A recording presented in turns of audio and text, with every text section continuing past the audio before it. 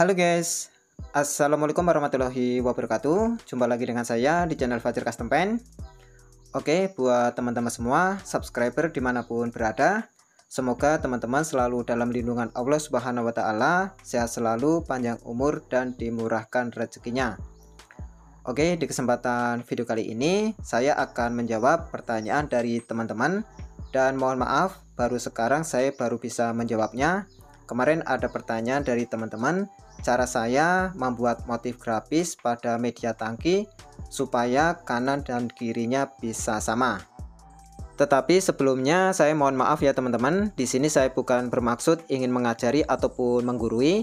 Di sini saya hanya ingin berbagi tips ataupun trik saya ketika saya membuat motif grafis pada media tangki ataupun pada bodi motor.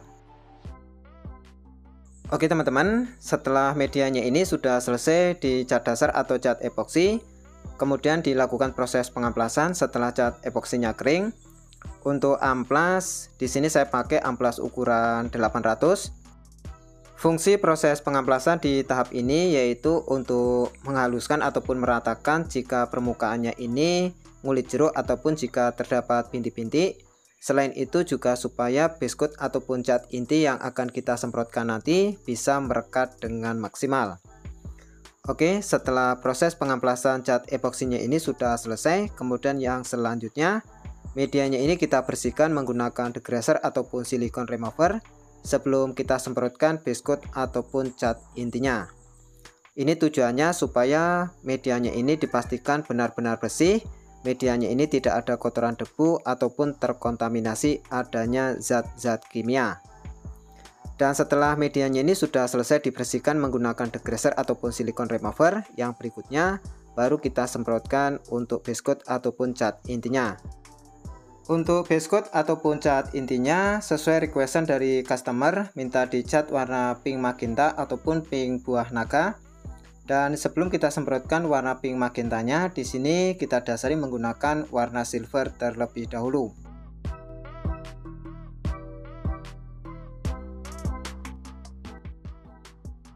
Setelah proses penyemprotan warna silvernya ini sudah selesai, sudah cukup merata.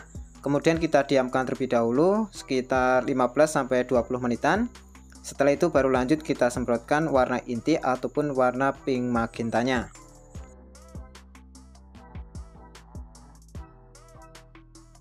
Untuk membuat warna pink buah naga ini saya oplos dari warna magenta dan lembayung violet. Untuk rasio ataupun perbandingannya 2:1, warna magentanya 2 dan lembayung violetnya 1.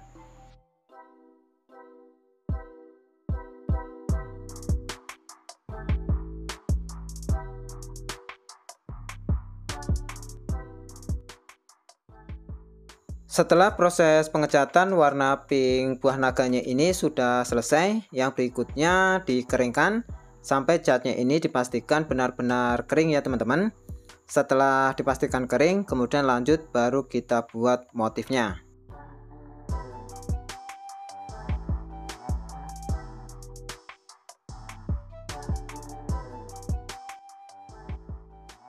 Oke teman-teman, untuk hasilnya seperti ini setelah catnya tadi sudah benar-benar kering. Kemudian untuk proses yang berikutnya tinggal kita buat motifnya. Dan di sini saya akan memberikan tips ataupun trik saya membuat motif grafis kanan dan kirinya supaya bisa sama.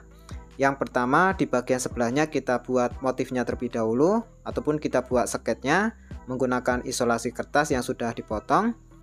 Motifnya ini kita sket terlebih dahulu sesuai yang kita inginkan untuk bentuk motif grafisnya.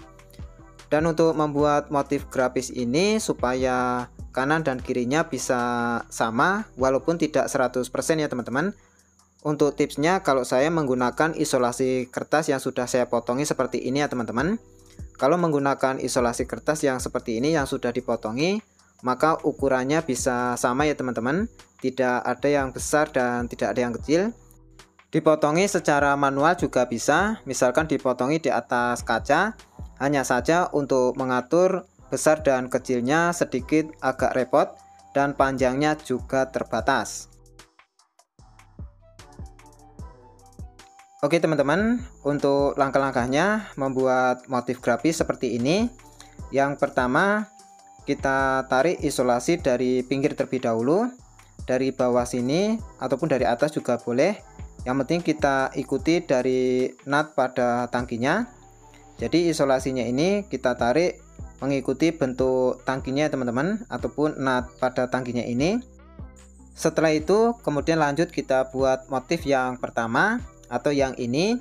Jadi untuk membuat motif yang pertama ini supaya kanan dan kirinya bisa sama lebar dan panjangnya, di sini saya menggunakan penggaris ya teman-teman.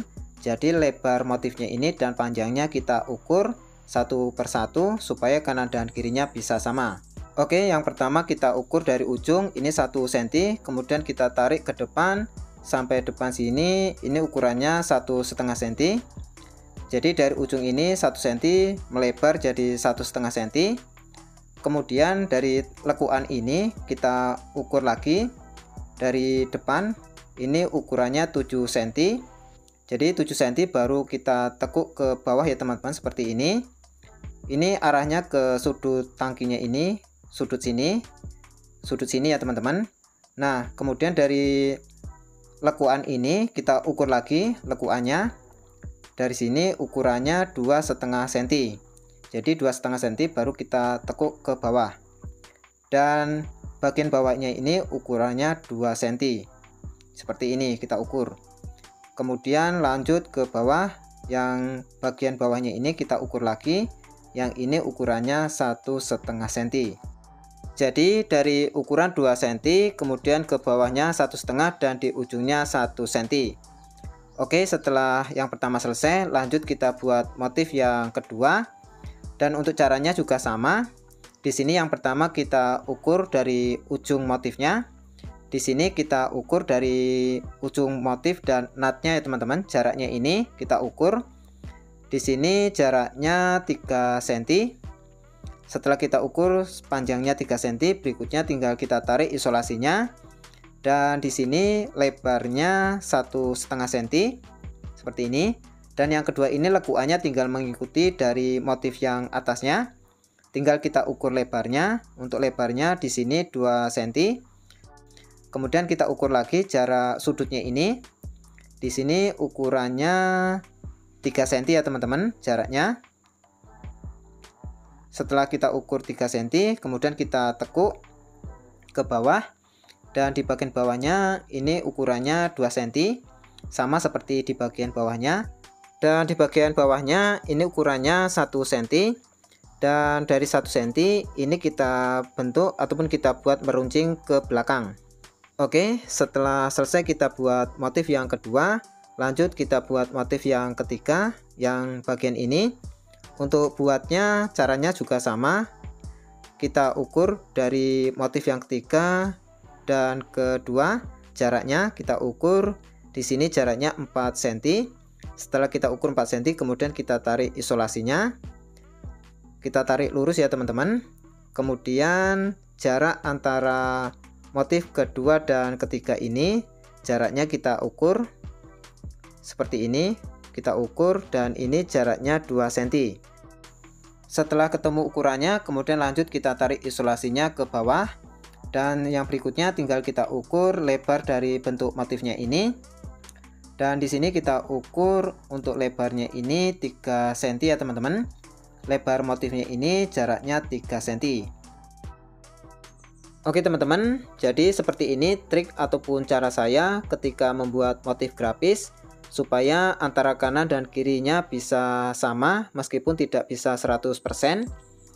Dan sebaiknya ukuran dari bentuk motif yang sudah kita ukur tadi dicatat ya teman-teman, atau bila perlu digambar supaya saat kita membuat motif di bagian sebelahnya tidak perlu ngukur-ngukur lagi karena kita sudah punya catatannya.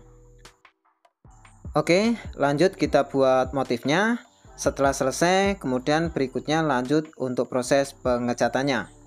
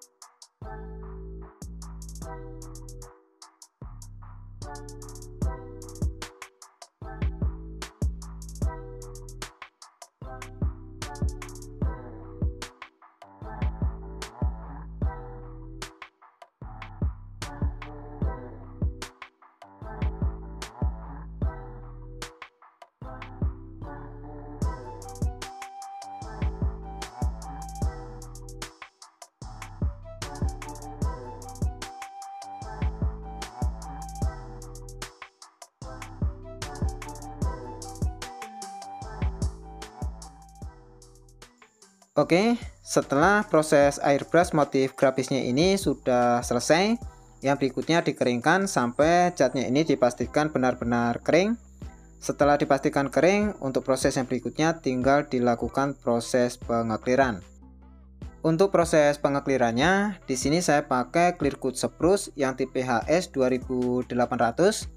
Untuk rasio ataupun perbandingan clear coat ini yaitu 2:1, clear coat 2 dan hardenernya 1. Untuk thinner ataupun pengencer sesuai TDS-nya ditambahkan 10%.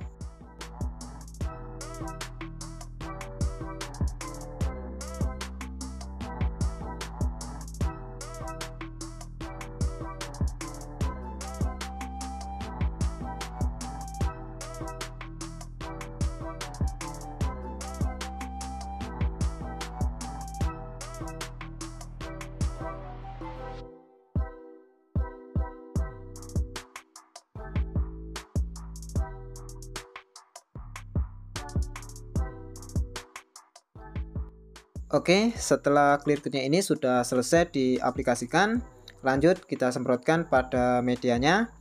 Untuk proses penyemprotan clear coat, di sini saya cuma menggunakan spray gun murahan. Di sini saya pakai spray gun Awarita K350 nozzle 0,8. Untuk jarum di sini saya buka 2 putaran, tekanan angin di angka 30 PSI. Dan untuk medianya ini sudah dibersihkan ya teman-teman sebelum penyemprotan clear coatnya menggunakan degreaser ataupun silicone remover.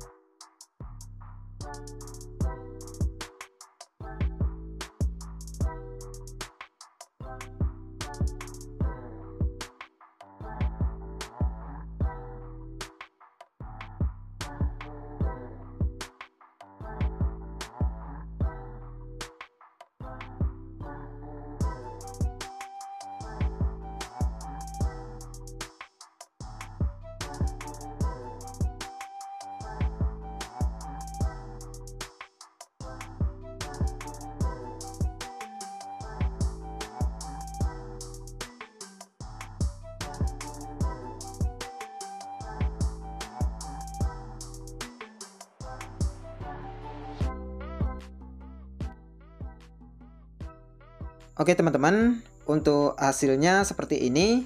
Hasil pengecatan kita kali ini setelah selesai kita lakukan proses finishing ataupun proses pengakhiran menggunakan clear coat spruce yang tipe HS 2800. Dan buat teman-teman yang kemarin bertanya trik ataupun cara saya membuat motif supaya kanan dan kirinya bisa sama, semoga dengan adanya video ini pertanyaan teman-teman bisa terjawab. Dan jika dalam penyampaian saya ada yang kurang difahami ataupun kurang dimengerti, saya mohon maaf ya teman-teman, karena saya juga memiliki keterbatasan. Dan untuk hasil clearnya teman-teman bisa nilai sendiri, hasil mengkilap ataupun hasil glowingnya seperti ini. Kalau menurut saya selama menggunakan clear coat spruce, untuk hasilnya cukup puas ya teman-teman, hasilnya tidak bikin kecewa. Dan buat teman-teman yang baru gabung di channel ini, Jika teman-teman suka dengan video ini, jangan lupa tekan tombol subscribe-nya, like, komen, dan share, supaya nanti teman-teman tidak ketinggalan apabila saya upload video-video terbaru. Oke, cukup sekian dari saya, Fajar Custom Paint. Semoga video ini selalu bermanfaat. Salam sukses selalu dan sampai jumpa di video-video yang berikutnya. Thank you.